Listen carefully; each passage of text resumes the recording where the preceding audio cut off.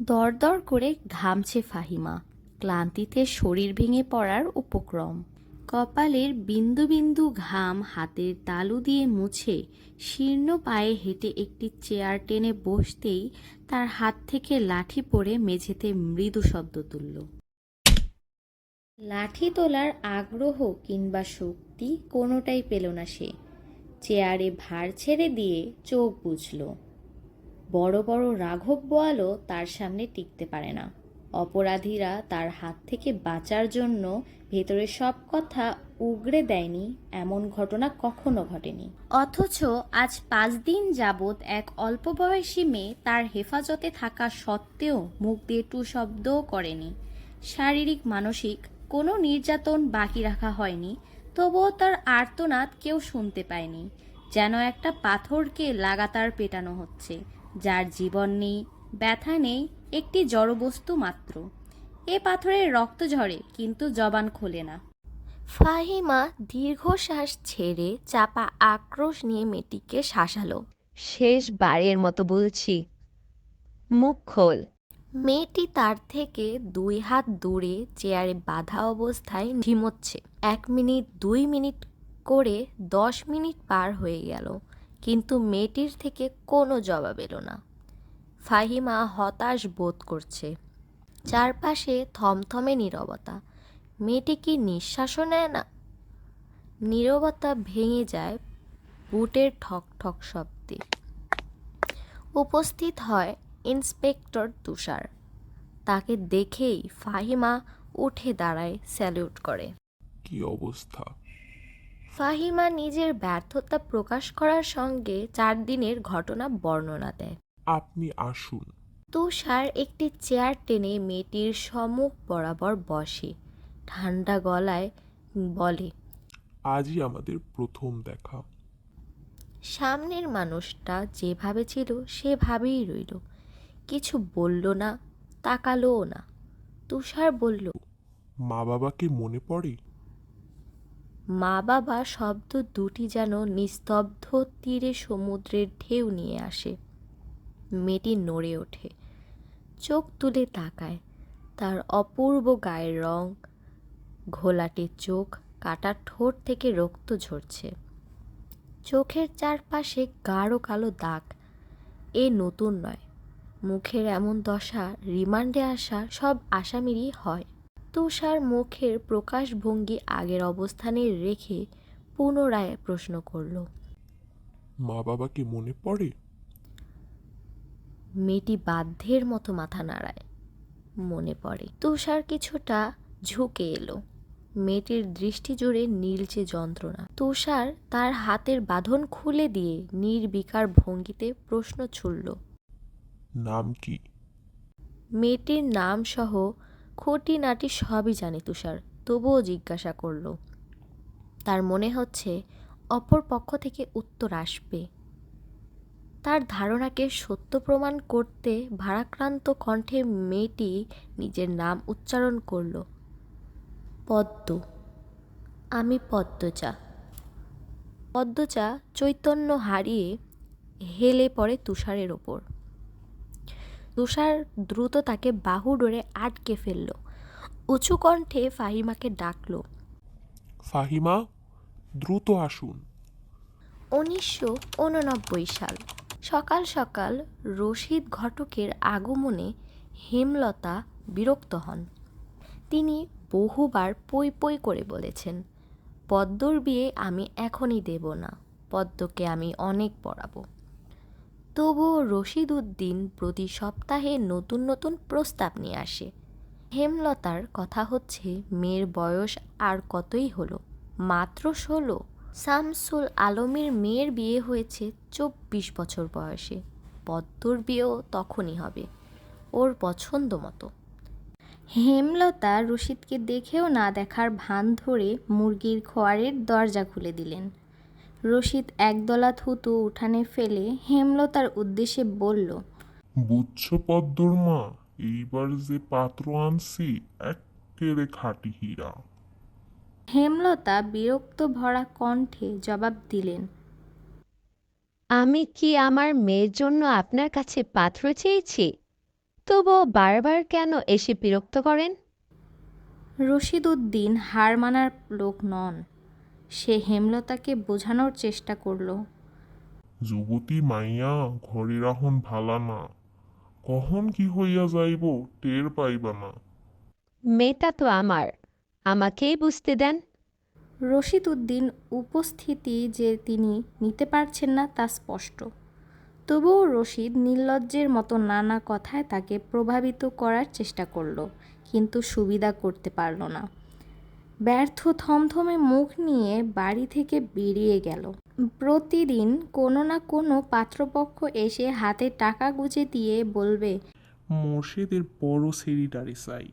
সব পাত্র যদি এক মেয়েকেই চায় তাহলে তার কি করার? তাকে তো টাকা পয়সা কামাতে হবে। রশিদ গজগজ করতে করতে আওড়ায়, গ্রামে কি আর সেরি নাই? একটা সেরিরে কেন সবার চোখে পড়তে হইব? কথা শেষ করেই সে একদলা থুতু ফেলল সড়কে। রোদ উঠতে না উঠতেই মেঘে মেঘে ছেয়ে গেছে আকাশ। কিছুক্ষণের মধ্যেই বৃষ্টি হবে। বছরের এই সময়ে এভাবেই রোদ বৃষ্টি খেলা চলে। বর্ষায় একদম স্কুলে যেতে ইচ্ছে করে না পূর্ণার, শুধু মায়ের ভয়ে যেতে হয়। সে মুখ কালো করে স্কুলের জামা পরে পদ্মজাকে ডাকলো, আপা, এই আপা, স্কুলে যাবা না? আপা রে। পদ্মজা পিট করে চোখ খুলে কোনো মতো বলল, না, যাব না। পরপরই চোখ বুজে তলিয়ে গেল গভীর ঘুমে। পূর্ণা নিরাশ হয়ে হেমলতার ঘরে গিয়ে জিজ্ঞেস করল, আম্মা, আপা কি স্কুলে যাইব না? হেমলতা বিছানা ঝাড়ছিলেন। হাত থামিয়ে পূর্ণার দিকে কড়া চোখে তাকিয়ে বললেন, যাইব কি? যাবে বলবি, বল যাবে। পূর্ণা মাথা নত করে বলল, যাবে। হেমলতা বললেন, তোদের পড়াশোনা করাচ্ছি আঞ্চলিক ভাষা কথা বলার জন্য নয়, বইয়ের ভাষায় কথা বলবি। পূর্ণা মাথা নত করে রেখেছে। তা দেখে হেমলতা সন্তুষ্ট হন। তার মেয়েগুলো মায়ের খুবই অনুগত। তিনি পুনরায় বিছানা ঝাড়তে ঝাড়তে বললেন, পদ্মর শরীর ভালো না, সারা রাত পেট ব্যথায় কেঁদেছে, থাকুক আজ ঘুমাক। পূর্ণার সদ্য পা দেওয়া কিশোরী মন ছট করে বুঝে যায় পদ্মজা কিসের ব্যথায় কাঁদছে। সে গতকাল নানা বাড়ি ছিল বলে জানতো না, ভোরেই চলে এসেছে। নানা বাড়ি কাছে, হেঁটে যেতে 5 মিনিটও লাগে না। পূর্ণাকে চুপচাপ দাঁড়িয়ে থাকতে দেখে হেমলতা বললেন, তুই যা, মাথা নিচু করে যাবি, মাথা নিচু করে আসবি, কোনো অভিযোগ যেন না শুনি। আচ্ছা আম্মা। পূর্ণা ঘরে এসে আয়নার সামনে দাঁড়িয়ে নিজেকে খুঁটিয়ে খুঁটিয়ে দেখতে থাকে। সবাই বলে তার চুল নাকি খুব সুন্দর, কিন্তু সে নিজেকে পুরোটাই সুন্দর মনে করে। গায়ের রং কালো হতে পারে, তবে সে কখনোই সেজন্য নিজেকে অসুন্দর ভাবে না। পূর্ণার ইদানিং খুব সাজতে ইচ্ছে করে, কিন্তু হেমলতা সাজগোজ পছন্দ করেন না। তাই সে সতর্ক দৃষ্টিতে মায়ের উপস্থিতি একবার দেখে নিল, আশপাশে নেই। পূর্ণা দ্রুত গত মাসে মেলায় থেকে আনা লাল লিপস্টিক গাঢ় করে ঠোঁটে মাখল। এখন হেমলতা দেখার আগে এক ছুটে বেরিয়ে যাবে। ঘড়ির কাঁটায় সকাল 10টা বাজল। এখনও পদ্মজা ওঠেনি। হেমলতা শব্দহীন পায়ে মেয়ের ঘরে প্রবেশ করেন। বিশাল বড় বিছানায় পদ্মজা 2 হাত ভাঁজ করে ঘুমোচ্ছে। জানালার পর্দা ভেদ করে আসা আলতো পেলব রোদ্দুরের স্পর্শে পদ্মজার মসৃণ পাতলা ঠোঁট, ফর্সা ত্বক চিকচিক করছে। হেমলতা বিসমিল্লাহ বলে দ্রুত পদ্মজার গায়ে 3 বার ফু দিলেন। গুরুজনরা বলে মায়ের নজর ভালো না, এতে সন্তানের ক্ষতি হয়।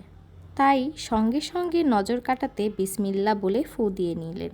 হেমলতার মায়া লাগছে পদ্মজার ঘুম ভাঙাতে, তবুও আদুরে গলায় ডাকলেন, পদ্ম, এই পদ্ম। পদ্মজা চোখ খুলে মাকে দেখে হুড়মুড়িয়ে উঠে বসে। যেদিন ঘুম থেকে উঠতে দেরি হয় সেদিনই তাকে হেমলতা ডেকে তুলেন। পদ্মজা অপরাধী কণ্ঠে প্রশ্ন করল, বেশি দেরি হয়ে গেছে আম্মা?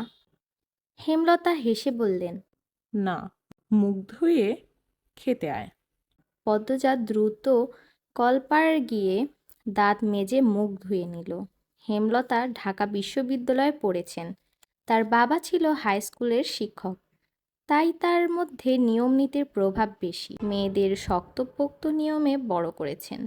নিয়মের মধ্যে সবকিছু হওয়া চাই। পদ্মজা রান্নাঘরে ঢুকে দেখে স্টিলের প্লেটে খাবার সাজানো। হেমলতা রান্নাঘরে ঢুকতেই পদ্মজা দ্রুত ওড়না দিয়ে মাথা ঢেকে নিল। এটি হেমলতার দেওয়া আরেকটি আদেশ, খাওয়ার সময় মাথা ঢেকে খেতে হবে। পদ্মজা খেতে বসতেই হেমলতা মেয়েকে সরল কণ্ঠে বললেন, মুখ ধুতে গিয়ে চুল ভিজিয়ে এসেছিস, খেয়ে রোদে বসে চুলটা শুকিয়ে নিস। আচ্ছা আম্মা। পরক্ষণেই বলল, আম্মা, পূর্ণা প্রেমা আসেনি? পূর্ণা স্কুলে, প্রেমা দুপুরে আসবে।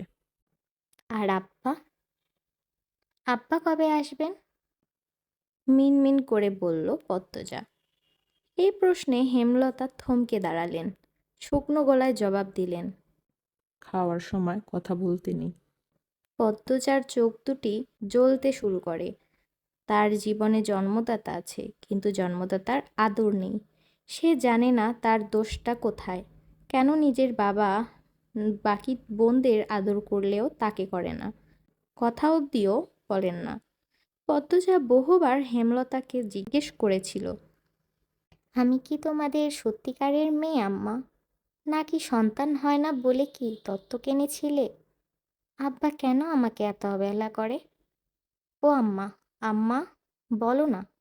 হেমলতা নিশ্চুপ থেকে অনেকক্ষণ পর জবাব দেন, তুই আমার গর্ভের সন্তান, আর তোর বাবারই মেয়ে। এখন যা, পড়তে বস, অনেক পড়তে হবে তোর। ব্যাস এটুকুই। যতবার প্রশ্ন করেছে একই উত্তর পেয়েছে, কখনো কোনো শব্দের নড়চড় হয়নি। এত কি ভাবছিস? তাড়াতাড়ি খেয়ে ওঠ। হেমলতার কথায় পদ্মজার ভাবনার সুতো ছিঁড়ে গেল। সে দ্রুত খাওয়া শেষ করে। হঠাৎ তার মনে পড়ে আজ বড়ই আচার বানানোর কথা ছিল। সন্ধ্যার পরপরই বিদ্যুৎ চলে যায়।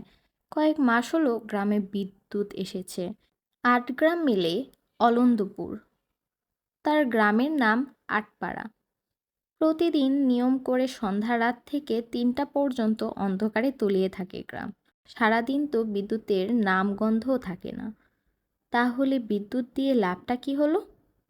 পদ্মজা, পূর্ণা, প্রেমা ৩ বোন একসঙ্গে পড়তে বসে।